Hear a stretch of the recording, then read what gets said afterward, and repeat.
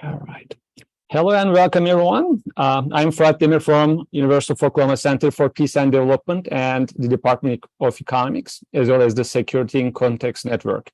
The Center for Peace and Development's mission is to advance knowledge of local peace-building efforts and to work alongside local civil society organizations committed to bottom-up community transformation. The Security in Context Network is an interdisciplinary research and pedagogy initiative that promotes critical research and policy analysis around key questions related to peace and conflict, political economy, development, and militarism. For those of you who would like to explore both centers further, please visit our websites at ou.edu/cpd, as well as securityincontext.com. Our distinguished guest today is Professor Yeşim Arat, who was a member of the Department of Political Science and International Relations at the prestigious Bogazici University in Istanbul, from where she recently retired. She is also a member of the Science Academy of Turkey. Professor Arat works on questions of women's political participation, gender-based violence, and problems of democratization in Turkey.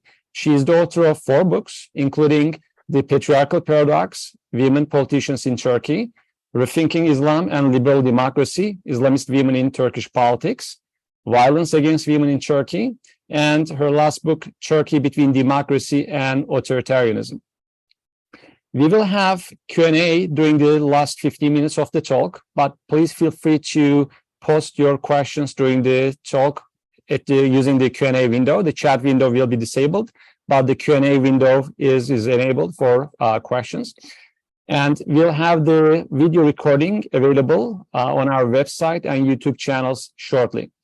Now, the title of Professor Arat's talk today is The Women's Movement and the Challenge of Political Islam in Turkey, which is her specialty, as I mentioned earlier. But before we start the lecture, I'd like to share our heartfelt condolences for people in Turkey and Syria who lost so much from this week's earthquake that claimed thousands of lives, and many are continuing to suffer from struggling to survive under the rubbles and winter conditions. So, before further ado, Professor Arat, welcome to University of Oklahoma, and the floor is yours. Thank you.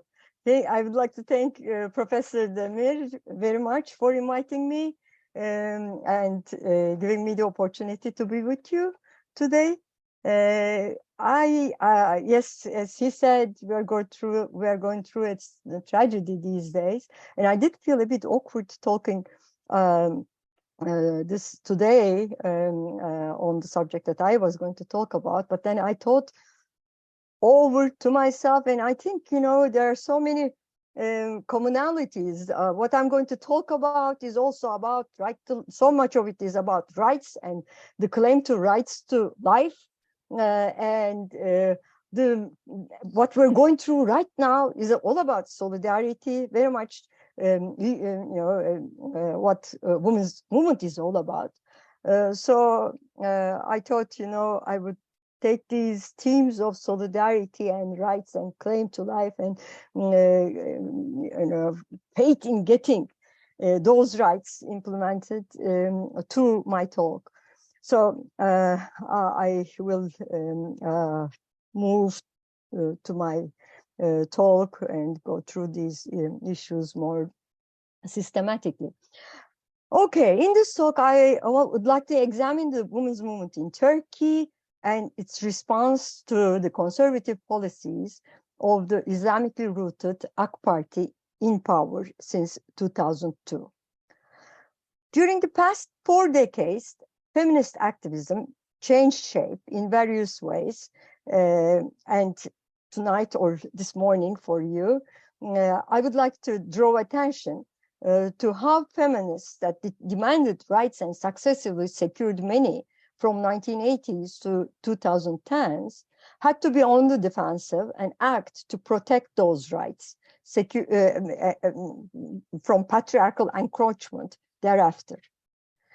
Yet, even though the Islamically rooted governments impaired feminist goals of extending their rights, the women's movement gained ground, expanded its scope, and became a focal point of opposition to the incumbent party. While the governments in power challenged the women's movement, the movement kept growing. I shall first discuss the project of modernity in Turkey that took place after the foundation of the Republic in 1923 and through which women's rights expanded. Then I shall discuss the emergence of the women's movement and the different stages since 1980s, with a particular emphasis on the impact of the pro-Islamic AK Party, or Justice and Development Party in English. Women's rights and the project of modernity in Turkey. Mustafa Kemal Atatürk and his comrades that founded the new Turkish state in 1923 initiated a project of modernity to westernize Turkey. The most crucial aspect of this modernization was secularization of state and society in the country. The founding fathers of the Turkish Republic had inherited a religious state and society with a strong tradition of secular rule from the Ottoman Empire. The secular tradition took a radical turn with the foundation of the Republic.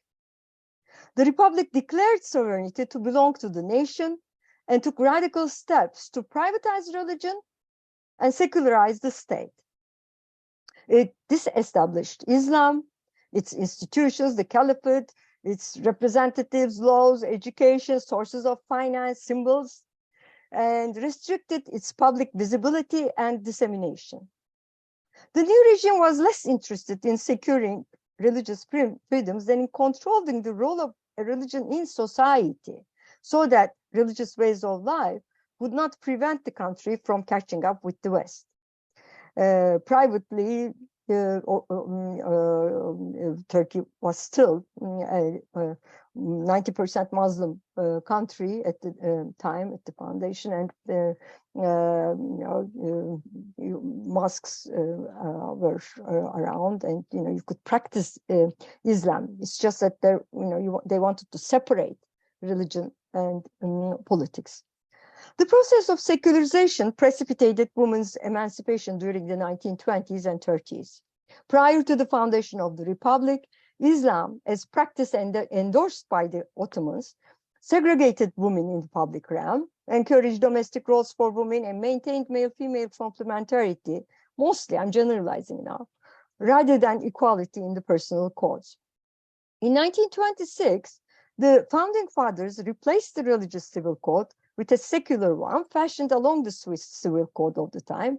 And the new code prohibited polygamy, subjected marriage to secular law, outlawed unilateral divorce, recognized male-female equality in inheritance, and the equal guardianship of children. The process was singular among Muslim majority countries at the time, and frankly, even to date. In 1934, the new state recognized women's suffrage, thus expanding public roles women could assume in the secular republic. Mustafa Kemal personally and his governing elites, along with him, encouraged women to be educated and play important roles in the public realm. Secularization process did result in the extension of women's education and their presence in the public realm. Women, especially among the middle class in larger cities, mostly endorsed the reforms eagerly. Many of them thus played important roles as professionals in building the secular culture of contemporary Turkey. By 1970s about 30% of Turkish lawyers, doctors, and even more of teachers were women. At the time, these figures compared very favorably, not only with the rest of Middle East, but also Europe and the United States. Meanwhile, the project of modernity that emancipated women in Turkey was accompanied with an official discourse which prided itself with these reforms and the transformation of women's public standing, but at the same time assumed that the subject of women's rights was one that was resolved. This myth was perpetuated by professional women themselves as well. They had indeed been indebted to the reforms to attain the positions that they had in the society, after all. Another important development was that as the process of secularization succeeded to develop and modernize the country, the need to democratize precipitated the need to lax the secular hold of the state over religion. Process of democratization that accompanied Westernization brought concessions to the more religious groups and expansion of religions or religion's hold over society, if not the retrenchment of the secular lifestyle over the years. In 1950, Turkey moved away from a single party to a multi-party regime, and over the years, religious groups organized throughout the social and political realm and established strong parties rooted in Islam. Emergence of the feminist and the women's movement was also a product of Turkey's political development.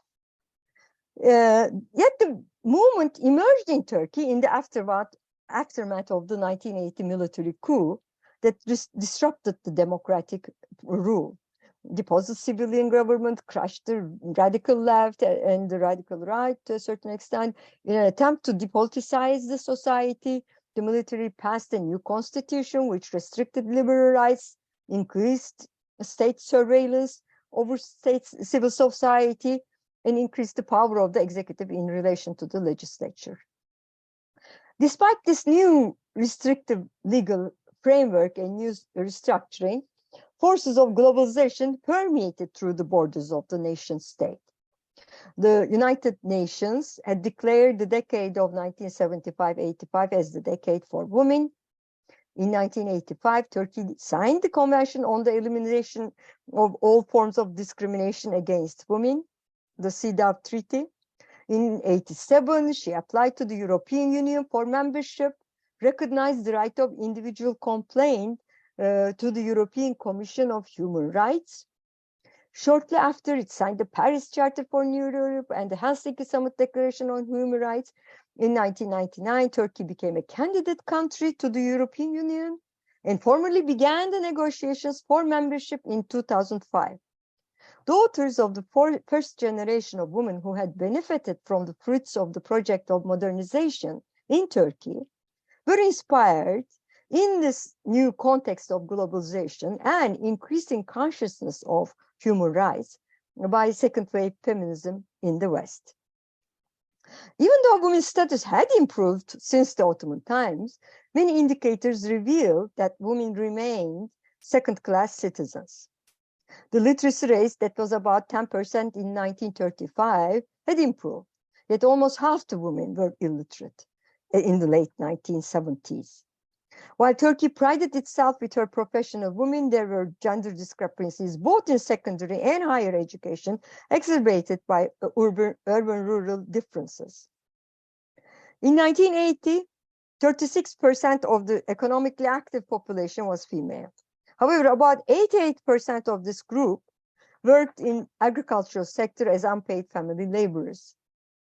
The proportion of women in parliament had not risen beyond the 4.5% level, which was the same as when Mustafa Kemal had appointed 18 women to parliament back in 1935. Almost half the women were housewives. The Republic had encouraged women's emancipation, had also encouraged them to assume traditional roles within the family. Most importantly, domestic violence was a burning issue which was confined to the private realm. The pioneering feminists began organizing and articulating their demands as women in this depoliticized post-society, and perhaps they were not seen as a challenge to political rule, or the legacy of the Kemalist reforms concerning women gave them some kind of an immunity in the eyes of especially the military leadership of the time, from being silenced. But they were allowed to come out, and they were the first political group to raise their voice in the early 1980s. While there were many cleavages among them, including along Marxist, socialist, leftist, Kemalist lines, feminists of different persuasions prioritized the problem of domestic violence in Turkey, a taboo not discussed in the public domain until then, and one that required immediate attention. Besides domestic violence, a second priority was amendment of legal codes, which had been progressive in their time, but did not meet the demands of the times. That was also an important goal, and both of which the feminist activists pursued very effectively. The 1980s were mostly defined by successful feminist campaigns. In 1985, feminists petitioned to have the CEDAW treaty, which Turkey had signed in 85, implemented.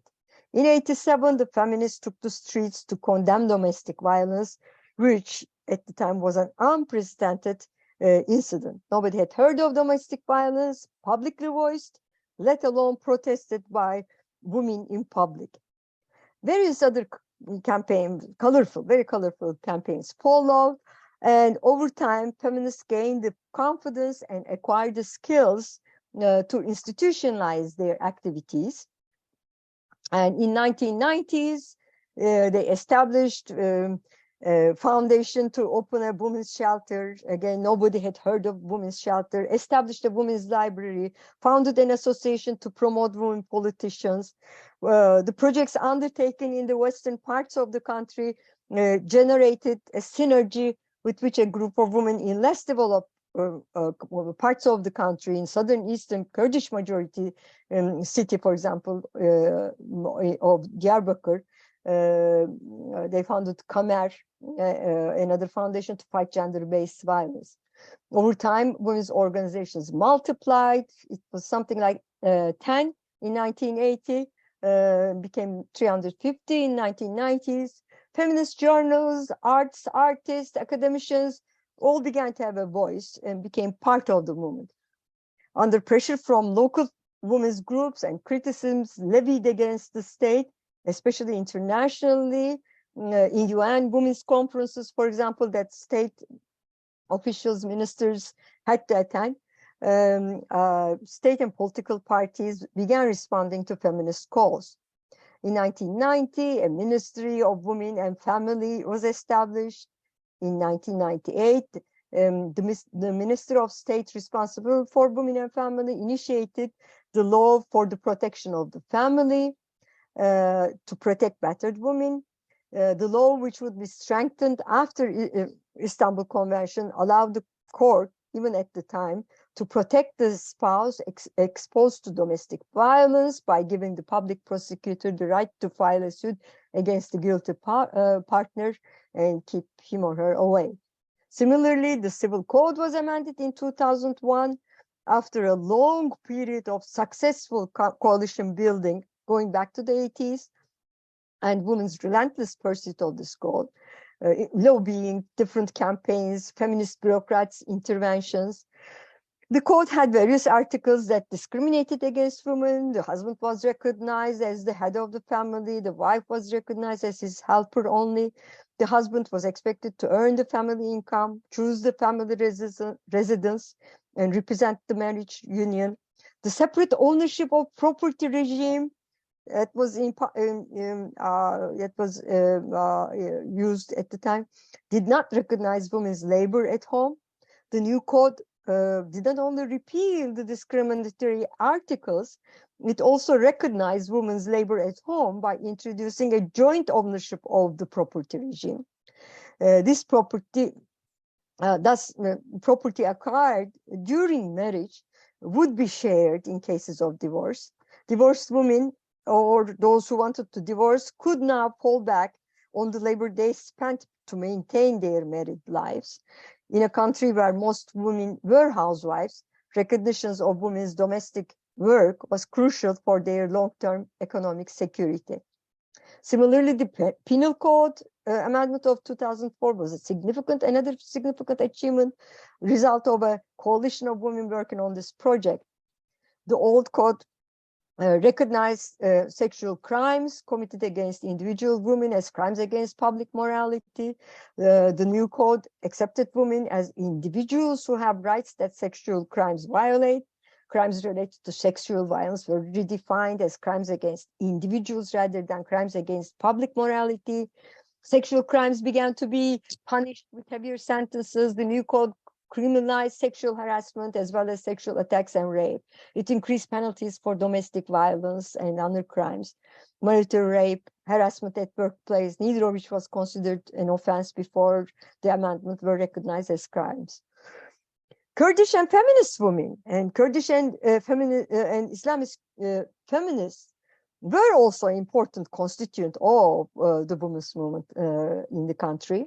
Kurdish feminists collaborated with Turkish feminists on many issues, especially on issues of gender-based violence and the amendment of the existing codes. They also sought to be recognized with their Kurdish identity and their Kurdish predicament, where the Turkish state discriminated against them as Kurds as well as women. They were politicized as Kurdish feminists in the context of a nationalist movement fighting against ethnic discrimination. Kurdish women also protested as mothers in search of their lost relatives, namely Saturday mothers or peace mothers, whose sons had died in the war against the state and who are now seeking reconciliation with the state. Another large group of women who sought to extend their rights were the pious women who claimed their right to use religiously prescribed, as they were taught to believe, headscarves, primarily attending universities and in public voice. They sought their rights, protesting in front of university gates, in courts, writing Islamist journals, establishing different associations in pursuit of their rights, which they were able to get about a decade after the religiously rooted AKP came to power in 2013. A decade after they came to power in 2013. In short, the women's movement that emerged in the early 1980s and flourished through the participation of different groups was important as a democratizing force in the country. Women who voiced demands for rights in the political arena destabilized the hegemonic Kemalist discourse on issues of women's rights, secularism, and nationalism, as defined through the project of modernity in the country. Women who arguably had benefited most from the Kemalist reforms criticized these reforms from these different angles. The secular feminist criticized the authoritarian Republican patriarchy. Kurdish women, its nationalist patriarchy, as well as the Republican patriarchy. And Islamist women, primarily its secularist patriarchy. These women propagated a consciousness for broader rights and liberties, a necessary, if not condition, of democracy, as they actively participated in politics to extend their rights. The relationship of the women's movement to the state gradually changed during the AK Party period. The different groups within the women's movement criticized the Kemalist reforms to make the state more liberal and progressive, and they got some results. During the AK Party rule, the feminists who made up the core of the women's movement began to be seen as a threat to the ideology, culture, and values of the Islamically rooted party, which controlled the state, while Islamist women's voices were heard on the headscarf issue, if not on other issues, if not always on other issues. The predecessors of the AK Party, three of them, the three other parties before AK Party, had been closed down by the Constitutional Court because these parties allegedly engaged in activities that violated constitutional article protected the secular nature of the republic. By the time AK Party came to power in 2002, the party had reconciled itself to secularism and the republic's westward-looking modernization. At the time, the prospect of joining the EU, if Turkey did modernize, seemed plausible. The AK Party came to power promising to undertake these reforms necessary for democratization and assuming it would also benefit from this democratization to extend religious rights. The state elites of the country, including the president, the judiciary, and the military, were at the time still occupied by staunch secularists who were deeply skeptical of Islamist rooted politicians in power. The AK Party had to prove its legitimacy and that it would abide by secular laws of the constitution. Under these circumstances, the AKP AK Party did take a pro-feminist stance when it first came to power. The parliament passed the penal code amendment I mentioned before. During this period, in 2006, the prime minister collaborated with feminist groups to issue a radical memorandum to prevent gender-based violence, where all the actions and policies that every state institution that would have to take action was spelled out. The government reinforced gender equality article of the Constitution, Article 10, by adding that the state would be responsible for establishing gender equality. But these measures were never put into effect. They helped the AK Party gain some legitimacy, particularly at the international level. Gender-based reforms signaled that this religiously rooted party was progressive on human rights and endorsed universal values. It could be a credible partner that deserved financial and political support. However, as AK Party became more secure, it changed the rules of the democratic contestation, such that the political system turned into a competitive authoritarian and gradually an authoritarian one. As the party became more powerful, the traditional values of the party members began to dominate their politics. In 2010, the government called a referendum to change the recruitment rules for the members of the Constitutional Court and the High Council of Judges and Prosecutors. The aim was to increase the AK Party's power over the judiciary. The number of judges sitting on the high courts would increase, and so AKP would be able to bring its allies into office more easily, and lower level judges who were more friendly to AK Party and the popularly elected AK Party majority in the parliament would be able to choose some of the members of the high courts as well, so there would be more AK Party allies in the high courts. Before the courts themselves, the Court of Cassation and the Council of State themselves basically determined who the members of these courts would be. So it was very meritocratic.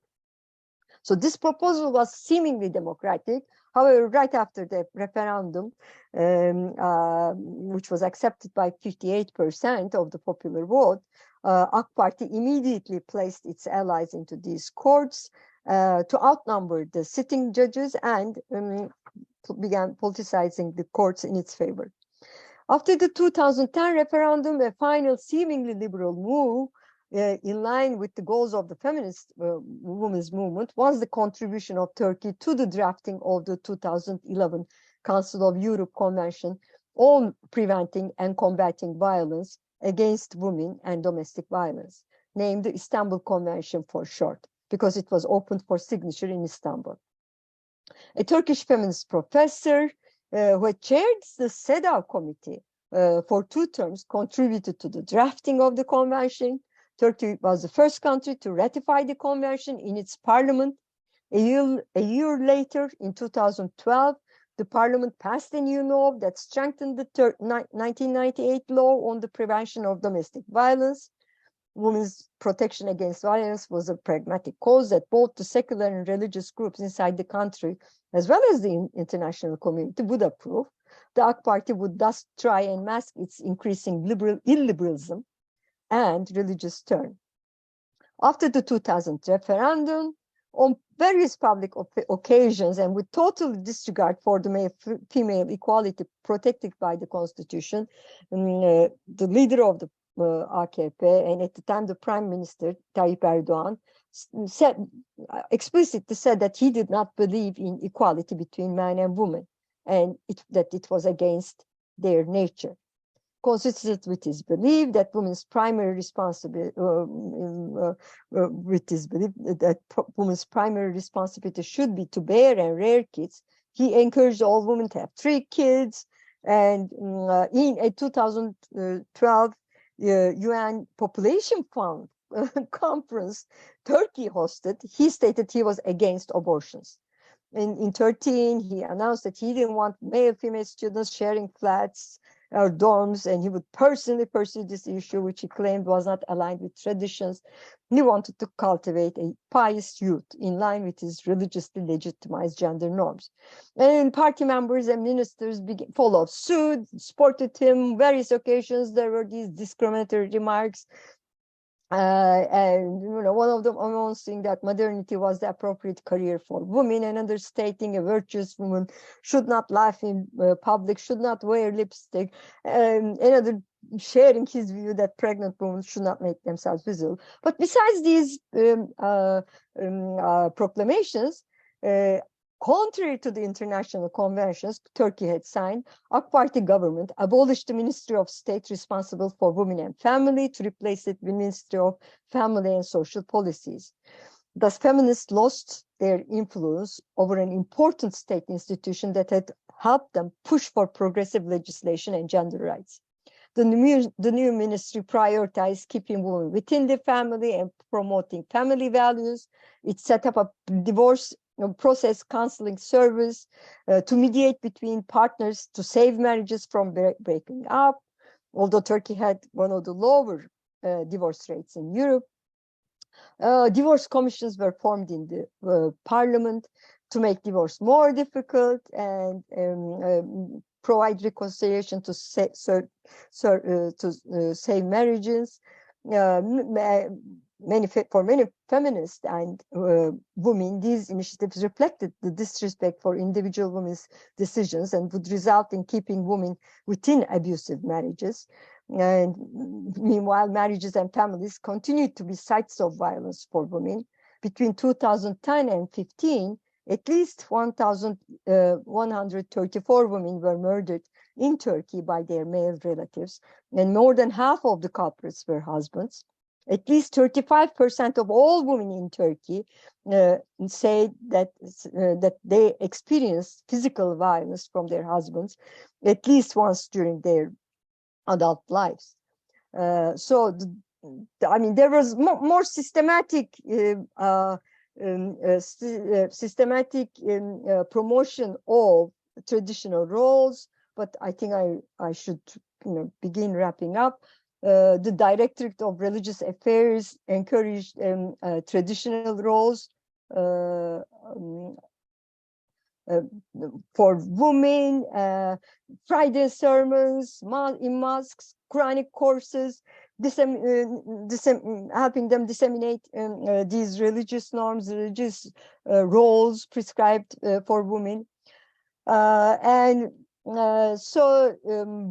Infiltrating into secular education through different ways, prayer-leader preacher schools increasing in numbers, religious education given at these schools, encouraging these traditional roles in Turkey.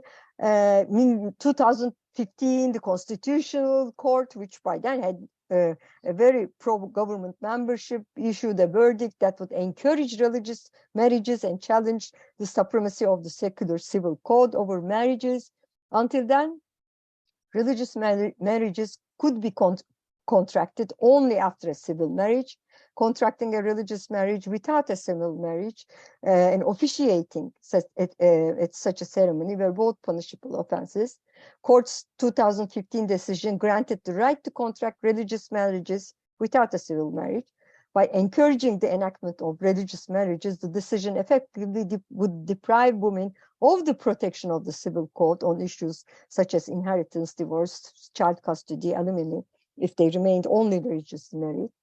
The civil marriage was arguably the most important achievement of the Republican reforms for women and one of the most important successes of feminists who had worked for 2 decades to have it amended. The new verdict threatened to hollow it out. It expanded religious sphere, encouraged religiously prescribed traditional roles for women, if not the religiously prescribed rules regarding marriage, such as polygamy or unilateral divorce. And later 1 year later, the parliament passed a law to allow religious personnel to perform civil marriages.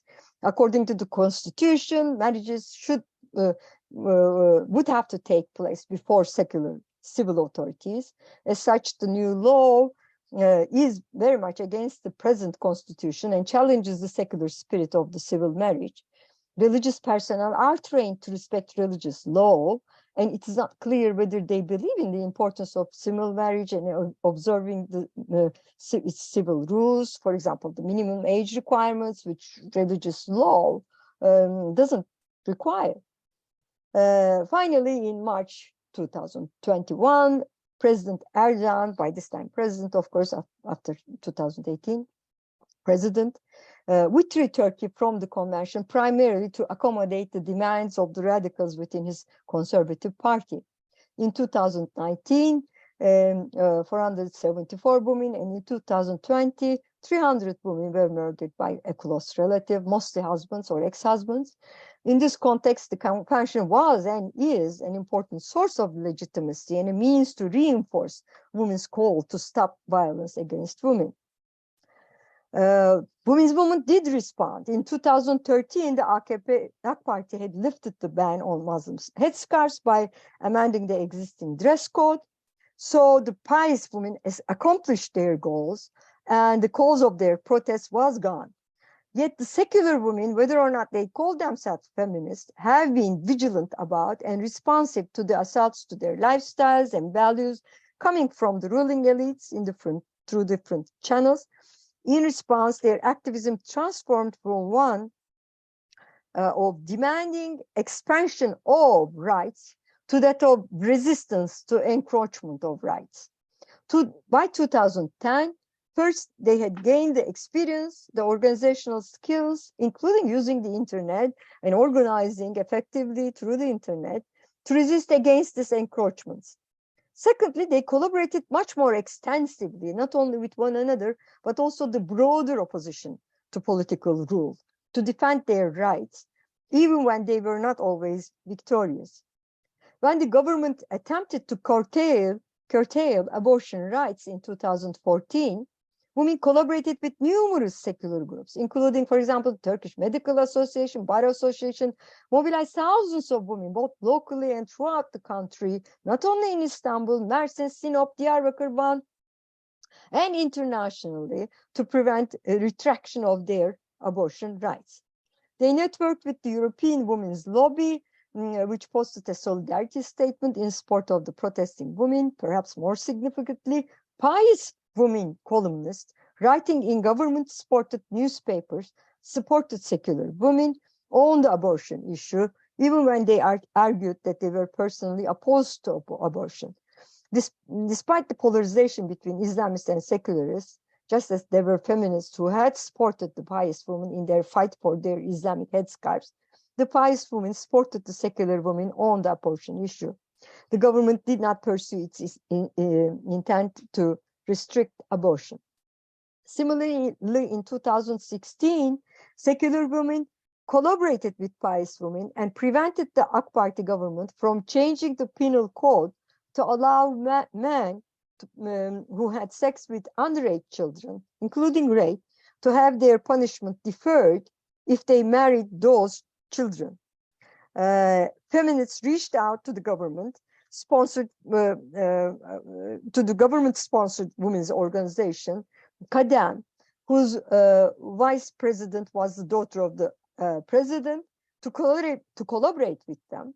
The bill again was eventually dropped.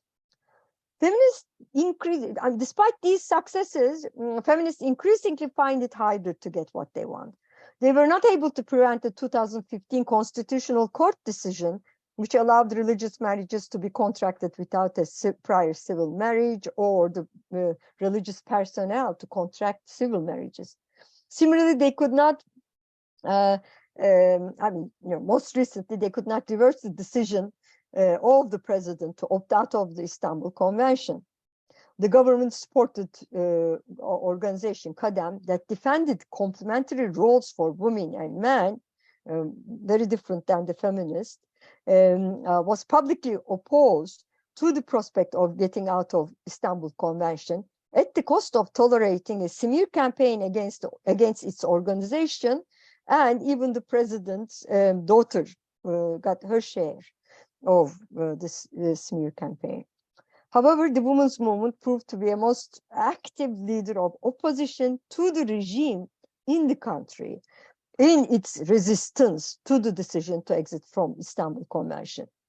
Leaders of the feminist organizations carried the presidential decision to the Council of State, the highest administrative court in the country, where the prosecutor also stated that the president's decree was not lawful. The parliament had signed the convention, and only the parliament could decide to exit or not. While justice was not delivered, women's resistance to the presidential decree and determination to contest it within the legal system as well as in the streets energized the opposition. Political parties in the opposition united behind the women's movement in protest of this exit. Leaders of the largest opposition party, CHP, the National Splinter Party, İYİ Party,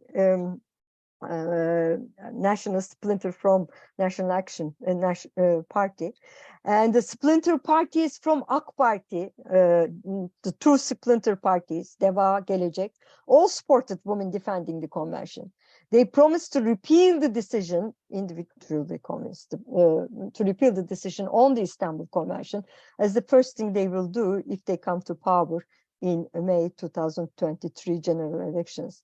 The CHP established an Istanbul Convention Solidarity Network. Heads of CHP women's branches from all the 81 provinces in the country filed lawsuit against the decision as well. İYİ Party and DEVA Party individually initiated their own lawsuits against the decision.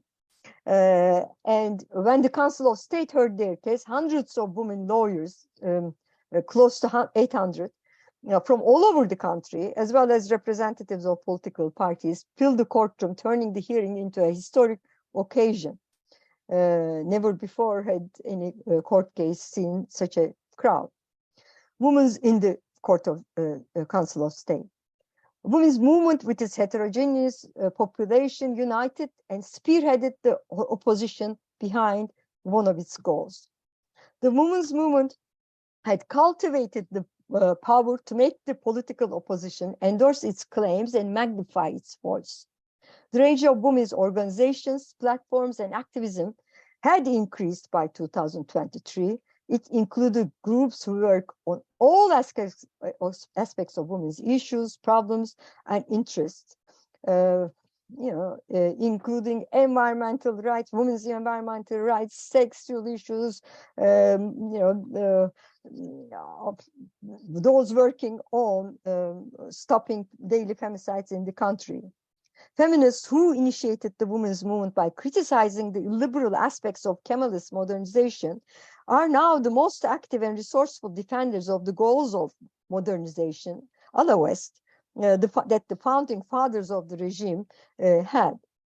Power takes different forms. Leading the opposition does require power, one that women's movement now has, but did not have 2 decades earlier. However, there is still much to be done that requires collaboration with the state.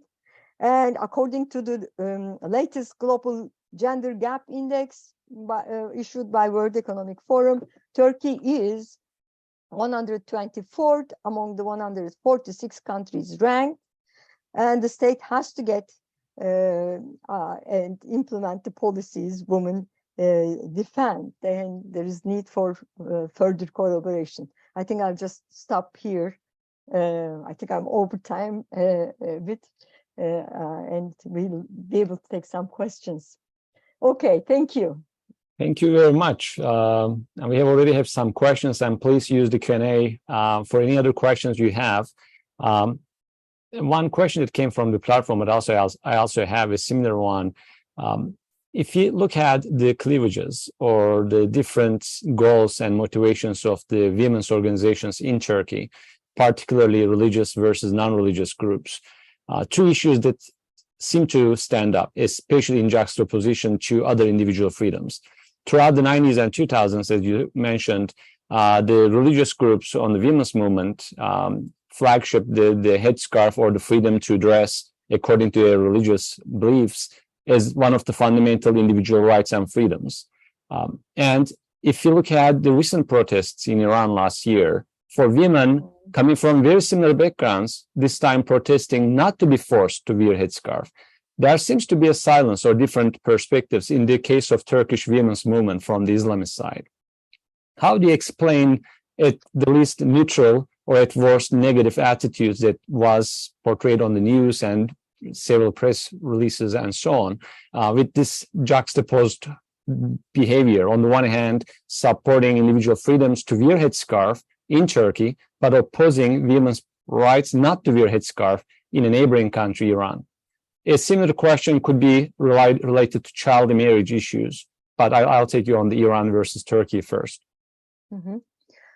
Well, I think, women are socialized differently, and I think, we should try to understand all these women that have these different beliefs and norms. I mean, they have, that's, I mean, it's not, obviously I would prefer, headscarf women, Islamist women to be sporting women's right not to wear the headscarves, to voice or to have their voices heard more forcefully.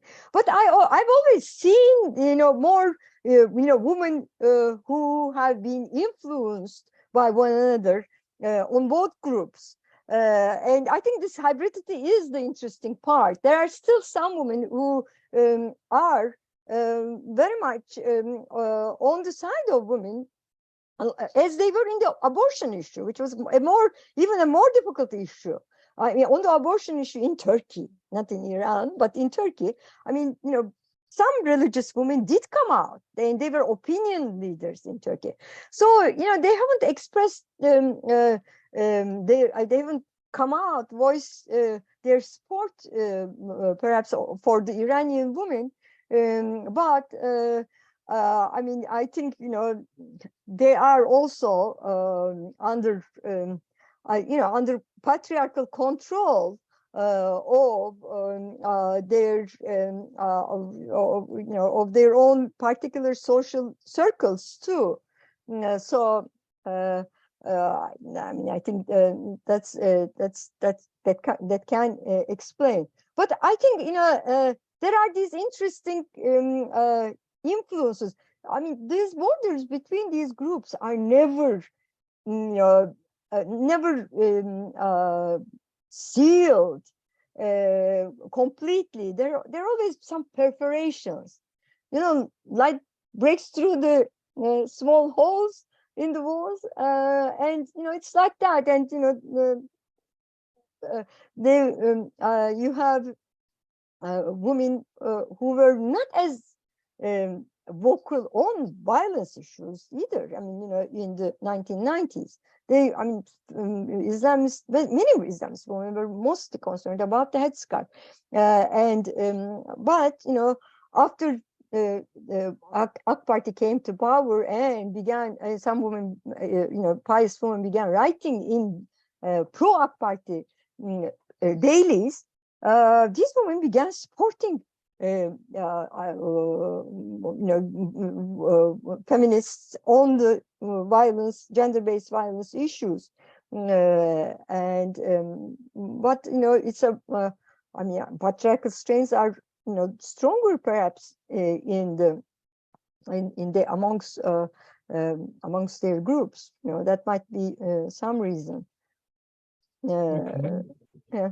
Another question is, came from Ursula Armstrong. I'm reading it. Since Turkey's revocation of the Istanbul Convention, what kind of support now exists in Turkey for victims of violence against women? To what extent are women able to liberate themselves from violent relationships? Are supporting networks still able to operate freely, or have they been forced to go underground? No, I don't think that is the case right now. But the supporting networks were never very large, very, very powerful, not of the state. And, so that's why, civil society groups were coming. I mean, Kamer, for example, or Morçatı, civil society groups that feminists established. they're still active, and they're still helping out. Kamer in the Eastern Anatolian region, in all the 23 provinces of Turkey, they are organized, and Morçatı also. You have still state institutions trying to help out, but it's just that it's not enough. We were talking about 35% of women saying that they have been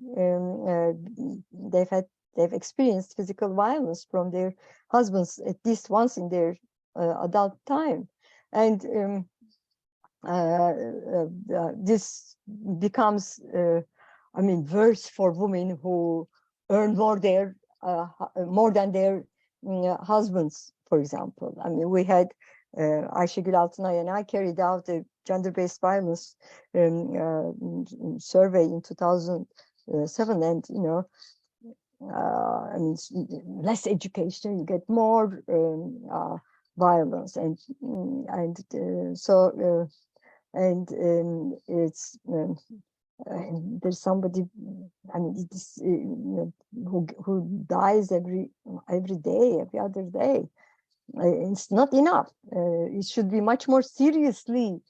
These laws need to be much more seriously implemented. They haven't gone underground, but they're not implemented properly. The Istanbul Convention was very extensive, and it elaborated everything that needed to be done, the kind of socialization, education, all these institutional health issues. And in Turkey, in 2006, the presidential decree that was signed, at the time Prime Minister Erdogan issued it when he was trying to impress the secularists, and he worked with the same feminist women, not the Islamist women, not the Islamist feminists, not the secular feminist groups. And if they implemented that 2006 program, there'd be a lot of improvement.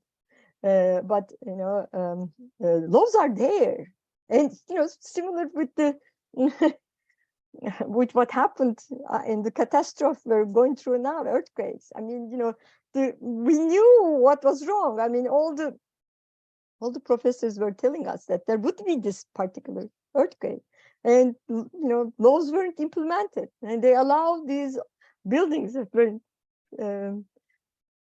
strong to be used. And so these laws are there, but people, the governments are not implementing them. That's Great. Thank you. A couple more questions. One that I'm curious in terms of the if you look at the women's movement in the last 30 years in Turkey, do you see more cooperation around issues? In the past, as you mentioned, there were women's movements as a plural, from Kurdish women's to religious to secular to Kemalist. Even within secular could be divided probably, and further left and so on. Do you see more cooperation and alignment of interests going forward, or same contested spaces around issues, say nationality or religion or other identities becoming more obstacle? I think there is more cooperation going amongst them. I think, AKP united the women as well when there was such an assault on encroachment of their rights. Women did unite, more. Before, with secular governments, there was more room for contestation amongst themselves too. Even as I said, even the Islamist women who were basically, like Kadem, it's a gongo. It's government organized. Basically, it was organized after the famous 2010 referendum I talked about, when AKP became more powerful and this competitive authoritarianism began. And even Kadem, the Gongo Kadem was against exit from Istanbul Convention. I mean, their lawyers were coming out, writing in their websites, look, the convention doesn't say anything against, it won't break up the family. It's not promoting LGBTIQ people. But, so they were on the side of the feminists. And they had been, they hadn't come out in the 1990s when women were trying to push and did manage to succeed. The 1998 law to prevent gender-based violence, which was the first important law that was passed, is my answer. Thank you. And I think one last question from the floor. I'm not sure exactly, is from Baljeet side. Is there a cultural implication of domestic violence rather than a national statistic? Have you seen differences in data from countries around vis-a-vis domestic violence? Think he's referring. Yeah, go ahead. I think domestic violence is a universal problem. And I think Turkey might be on the among those who have higher rates. 35 is pretty high on domestic violence. It's usually 1/5 to 1/4 that do say they have been exposed to some kind of physical violence. But in our research, for example, we didn't find the variations between the East and the West that much in domestic violence. At least it wasn't as strong or as large as was claimed. There were other variables at work that could explain, like education or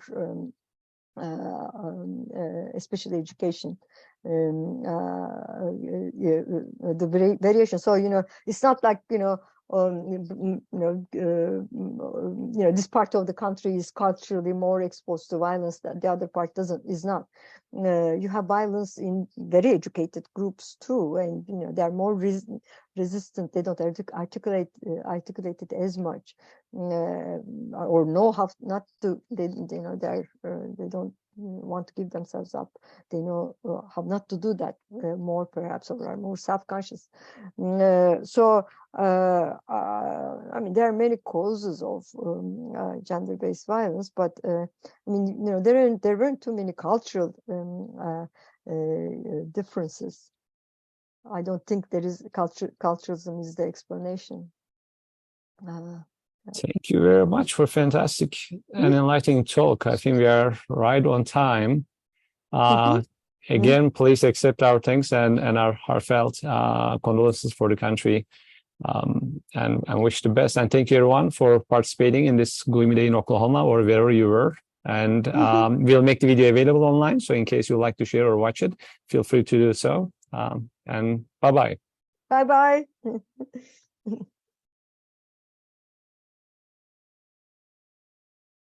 So we're off, huh? Let me do like this. Okay. If you give me a second.